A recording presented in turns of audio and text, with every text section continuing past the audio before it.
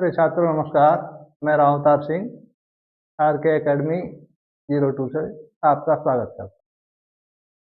आइए आज गुण संधि के विषय में चर्चा करेंगे। कल पिछले एपिसोड में आपने दीर्घ स्वर संधि के बारे में पढ़ा था। आज कौन सी संधि पढ़नी है हमें? गुण संधि। ये देखिए आपकी गुण संधि है। इसके लिए एक सूत्र दिया हुआ है, आद गुण। क्या सूत्र है ये? आद गुण। क्या आप इस आद गुण का तात्पर्य समझते हैं क्या है? नहीं समझते? आज समझेंगे। देखिए ये है आत गुण। आत का मतलब है आ से, आ से और गुण हो जाए।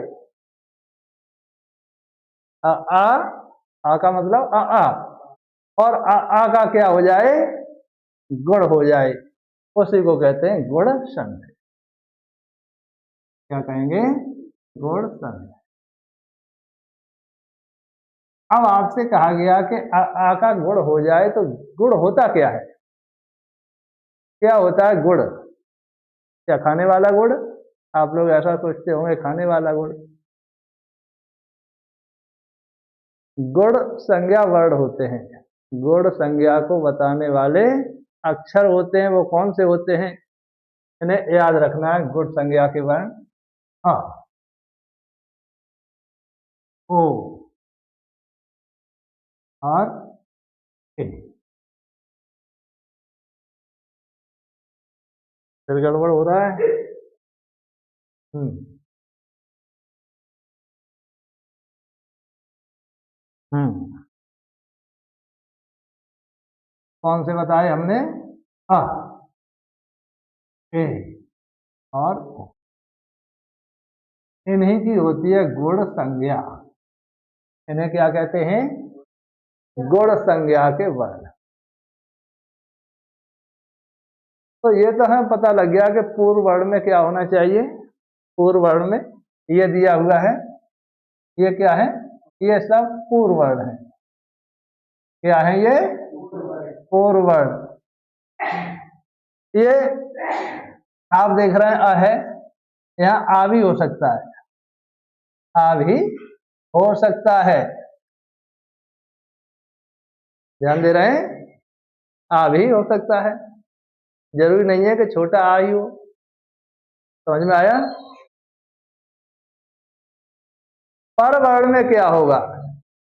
पर वर्ण में ये दूसरा वाला वर्ण देख रहे हैं, ये वाला, ये इन्हें क्या कहते हैं? पर वर्ण। इसे कहेंगे पूर्व वर्ण। पूर्व वर्ण। और इसे क्या कहेंगे? पर वर्ण। ठीक है।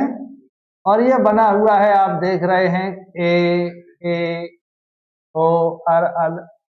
इसे क्या कहेंगे? इसे कहेंगे आदेश वर्ण। आदेश वर्ण। यही तो है गुण। यही तो है गुण।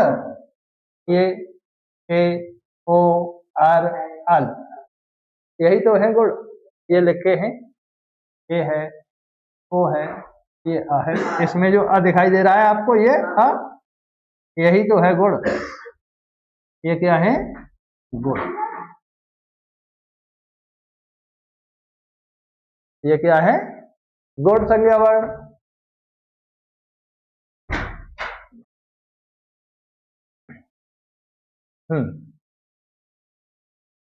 तो गुण संज्ञा किनकी हुई? कौन से वर्णों की गुण संज्ञा हुई? गुण संज्ञा हुई इनकी। इनकी क्या हुई? गुण संज्ञा। ठीक है, गुण संज्ञा। और आदेश क्या हुआ? ए ओ अर अल। अब ये सोचेंगे कि ये सूत्र में तो ए कहीं नहीं दिखाई गई है। क्या सूत्र में इनकी कोई चर्चा है आदि गुण में? नहीं। तो फिर ये कहां से आया? विचार करने की बात है। कल पढ़ी थी दीर्घ संधि। और दीर्घ संधि के बारे में क्या बताया था? दीर्घ संधि का सूत्र था, ये देखिए, दीर्घ संधि। और दीर्घ संधि का सूत्र आपने पिछले एपिसोड में पढ़ा, अक है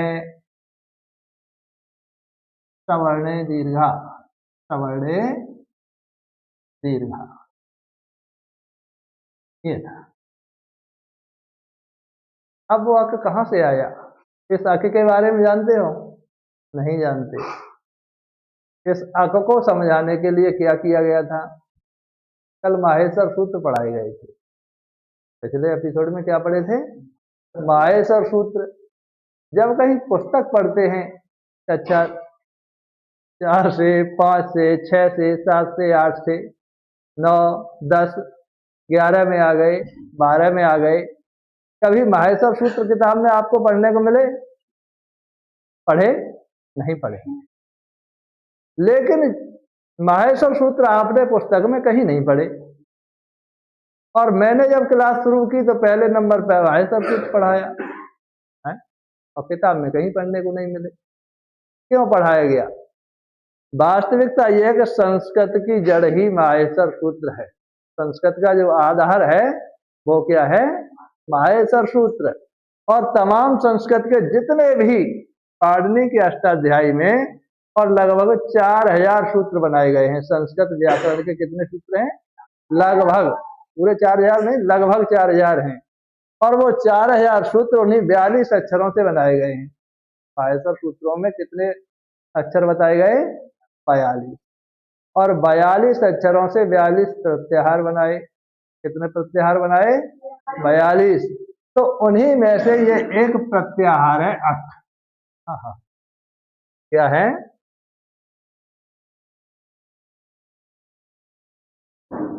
क्या है? ये अक क्या है? एक प्रत्याहार। ठीक है। अब अक प्रत्याहार में कौन से वर्ण बताए थे कल? देखिए, अक प्रत्याहार में बताए आ, ए, ओ, रे, ल, ठीक है, इतने ही हैं। अक प्रत्याहार के वर्ण कौन कौन से हैं? अ, ए, ओ, रे, ल। इनमें आपस में कल मेल हुआ था। दीर्घ संधि में क्या था? आ के साथ मिला, ए के साथ मिली, काय के साथ मिली, ई के साथ, ओ काय के साथ, ऊ के साथ, रेर रेर के साथ मिली, और लर लर के साथ। ऐसा ही तो था दीर्घ संधि में, यही था। और गुण संधि में अब क्या हो गया? ये आ यहां से निकाल लिया गया, निकाल लिया, और आ यहां से निकाल करके कहा ले आए? इधर पूर्व वर्ण में। कहा ले आए? पूर्व वर्ण में। अब ये शेष रह गए ए, ओ, रे, ल, वो इधर मिल रहे हैं। समझ में आ रहा है? हाँ।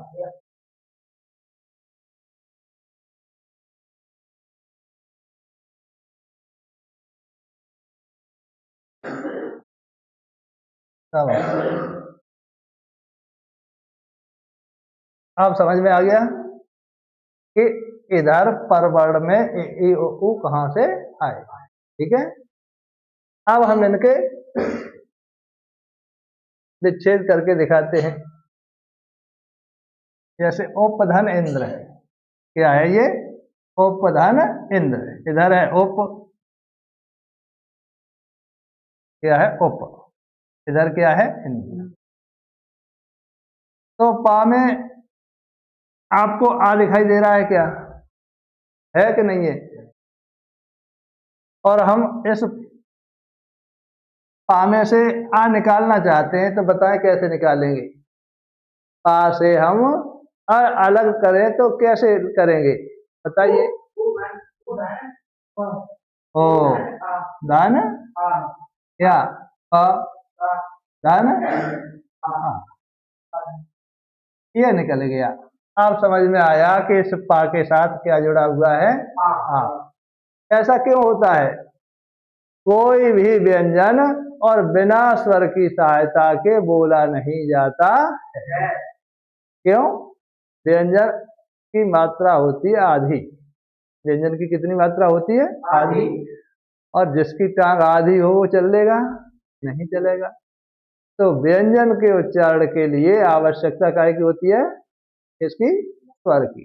तो कोई भी व्यंजन बिना स्वर की सहायता से बोला नहीं जाता है। तो इसके साथ क्या है? अ। और अका योग कैसे हो रहा है? के साथ क्या बनेगा? ए। तो ये बन गया उपेंद्र।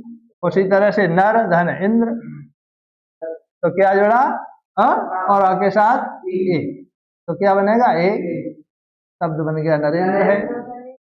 पर धन उपकार है, पर धन उपकार है, परोपकार है। देवधन ऋषि, देवधन ऋषि, तो क्या बनेगा? पढ़ के सुनाइए ऐसे क्या लिखा हुआ है? ये क्या है? अर है। तो पढ़ते समय इसमें अर की तो आवाज आएगी। देवर्ष, क्या पढ़ेंगे? देवर्ष। समझ में आया? इसी तरह से तवधन लकार है, तवधन लकार है, तो आके साथ दर जुड़ रहा है, तो काय की आवाज आएगी? अल की। अल की, अल की का मतलब आधे ला की। अल। तवलकार है। अब आगे मम धन लकार है, क्या होगा बताइए? हाँ, मम धन लकार है, क्या होगा? ममलकार है, ममलकार है। ठीक है, ये ऋष का आपको समझ में आ गया? ऋष वाला देवधन ऋषि, ठीक समझ में आ गया? तो फिर आप बताएंगे, उत्तर देंगे, पूछो तो। ठीक। शीत धन ऋतु, क्या होगा? शीतार्थ। ठीक, शीतार्थ।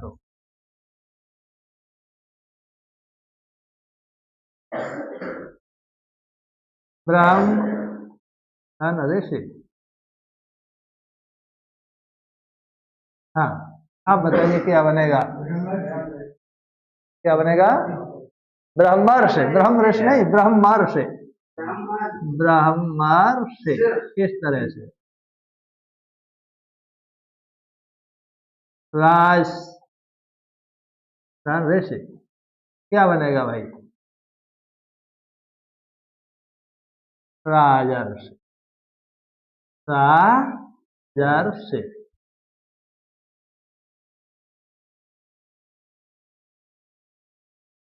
अब यहां पर ले लेते हैं महाधन ऋषि।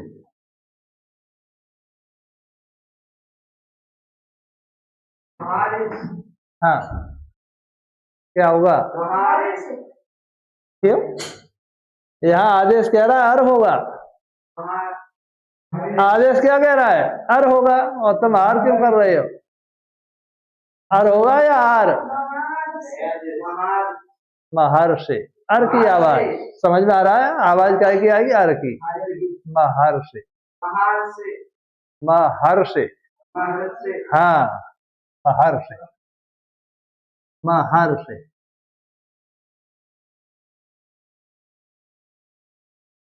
एक और देते हैं, वर्षा धन ऋतु, बोलो। हम बार बार आपको समझा रहे हैं कि आवाज अर की आएगी, आदेश कह रहा है यार वर्षा ऋतु। ध्यान रहे, ऋण के साथ जब अ का मेल होना है तो अर की ही आवाज आएगी, आर की नहीं। इधर ये मत देखो कि यहाँ आ का डंडा है तो आ उधर रहेगा। ठीक है, क्या होगा? क्या आएगा? क्या होगा? वर्षा ऋतु।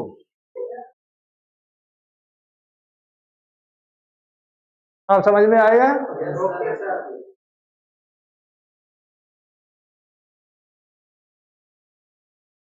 गंगा धन उदक क्या बनेगा? गंगोदक। गंगोदक।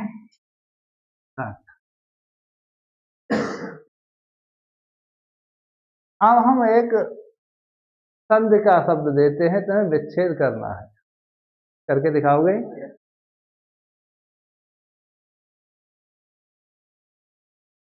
लंबोदर है, इसका करिए।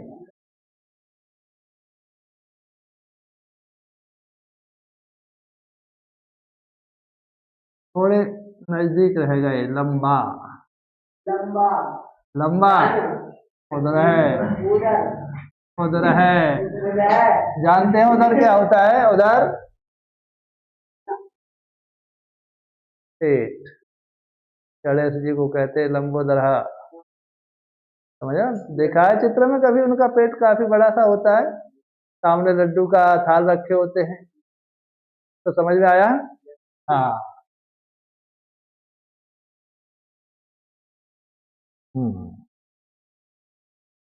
इधर हटाए देते हैं।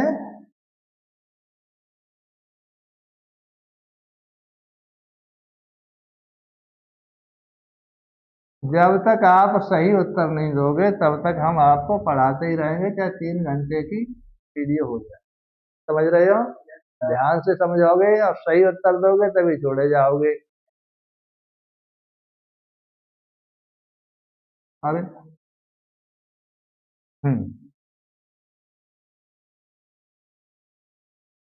सागरोर में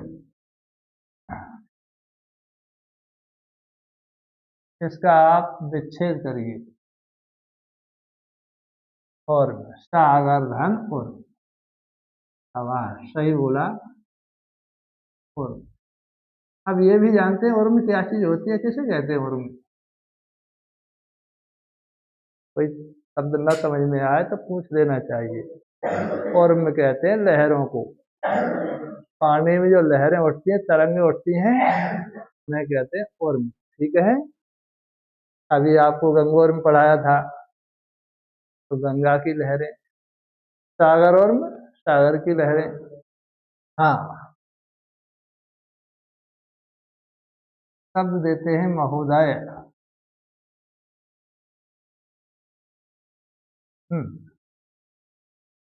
शाबाश। खुदाई।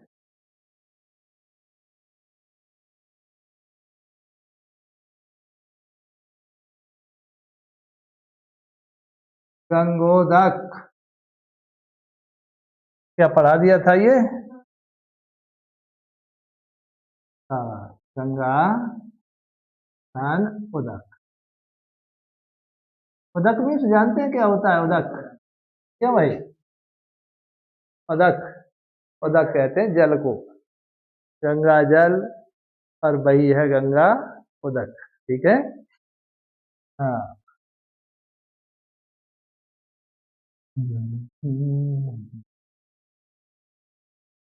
देवोत्थान।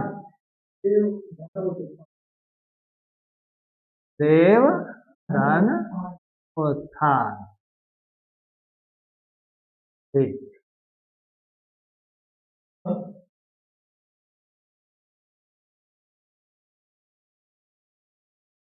महोत्सव है।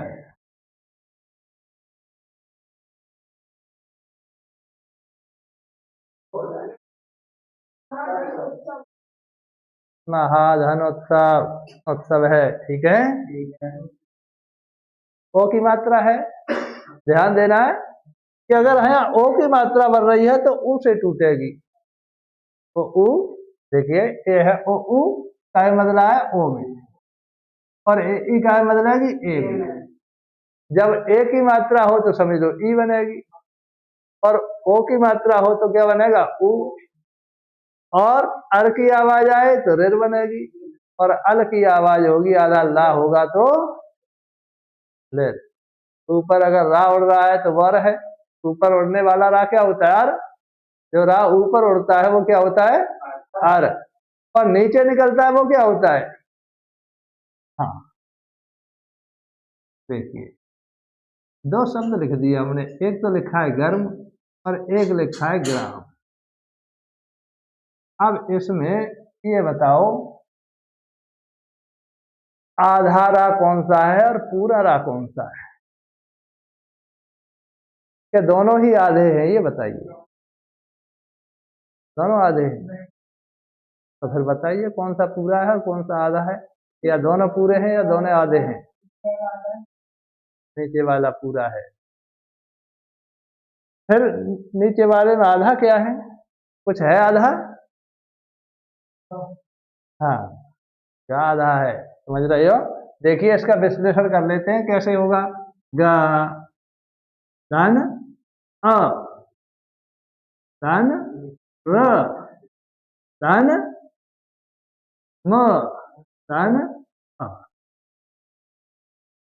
समझ में आ गया? ये क्या है, इसके बाद आ नहीं है, इसलिए कैसा है ये? आधा है। समझ में आ गया? अब इसे समझते हैं कैसे होगा। ग धन र धन आ धन म धन अ।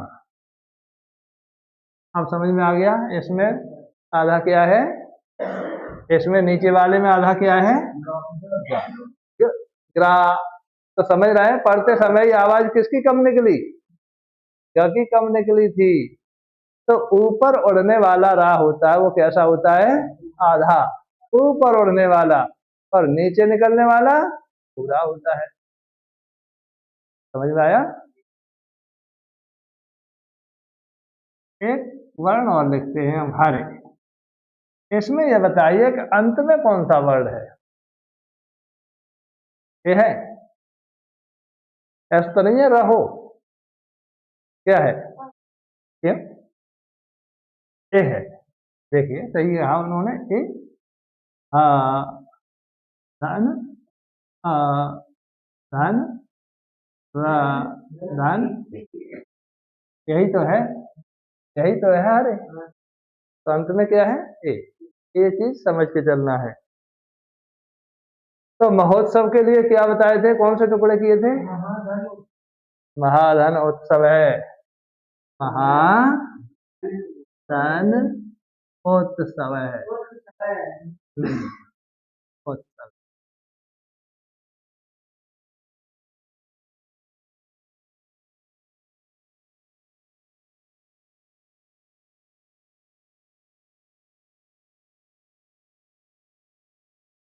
देवधन आशीष, हमने एक शब्द लिख दिया, इसका भाई विच्छेद करेंगे क्या?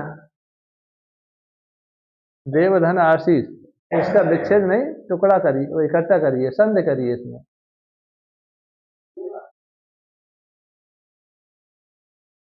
क्या बनेगा?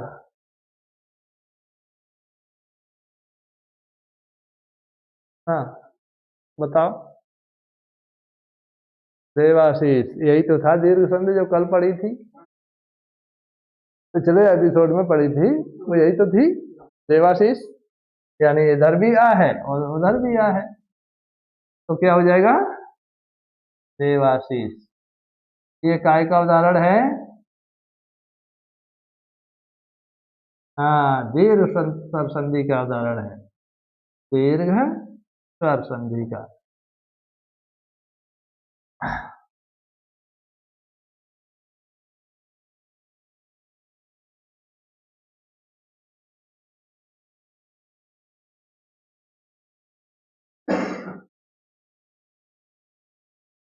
शब्द हमने लिख दिया, धर्मोल्लेख है,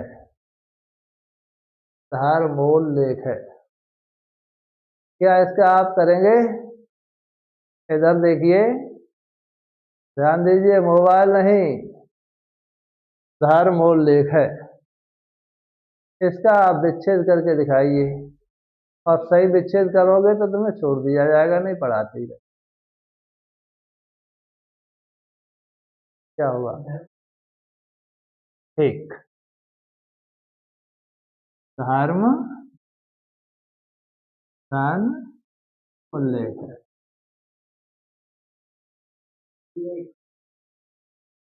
ठीक है। उल्लेख सही है।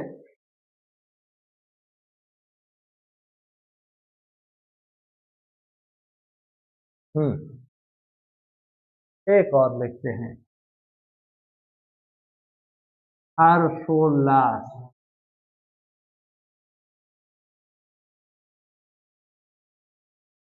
क्या लिखा है? हर्षोल्लास है। क्या होगा बताइए भाई,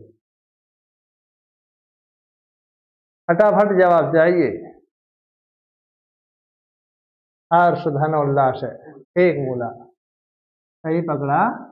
हर्ष धन उल्लास है, उल्लास।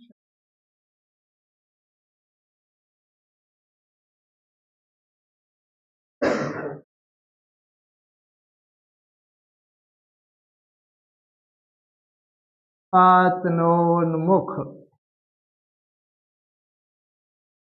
पातनोन्मुख है, इसका करिए भाई।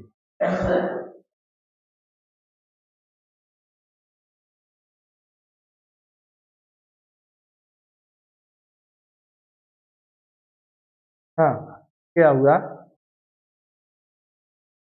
सवाल, ठीक पकड़ा। पतन तन उन्मुख है, पतन की ओर जाने वाला, विनाश की ओर जाने वाले को कहते हैं पतनोन्मुख है। समझ में आया? तो साफ करते हैं।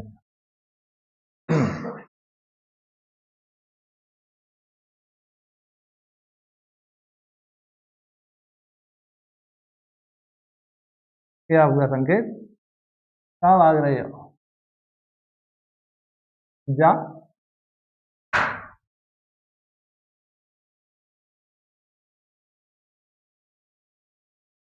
तो संदेह आपकी समझ में आई? क्या समझ में आया? यदि अ अथवा आ के पश्चात, चाहे तो छोटा आ हो या बड़ा आ हो, और उसके बाद में अगर ए आती है तो मात्रा काय की हो जाएगी? ए की। उ आता है तो मात्रा काय की होगी? ओ की। और रेर आती है तो क्या हो जाएगा? अर हो जाएगा, ऊपर रा उड़ जाएगा। और अगर लर आती है तो क्या हो जाएगा? अल, यानी आधा लालचू हो जाएगा। इतनी ही कैटेगरी है। उसके स्थान पर क्या हो जाता है? क्रम से ए ओ, ये क्रम में लिखे हैं। क्रम में कैसे लिखे? पहले लिखिए ए, तो ए का क्या हुआ? ए। बताइए क्या होगा अगर ए अथवा ई छोटी ही हो या बड़ी ही हो, तो क्या बनेगा? ए की मात्रा ए बन जाएगी। और ऊ होगा तो चाहे छोटा ऊ हो चाहे बड़ा हो तो ओ की मात्रा, ठीक है। और रेर होगी तो हर, अल्दरा होगी तो हर। तो मैं समझता हूं कि आप लोगों के समझ में यह संदेह आ गई होगी।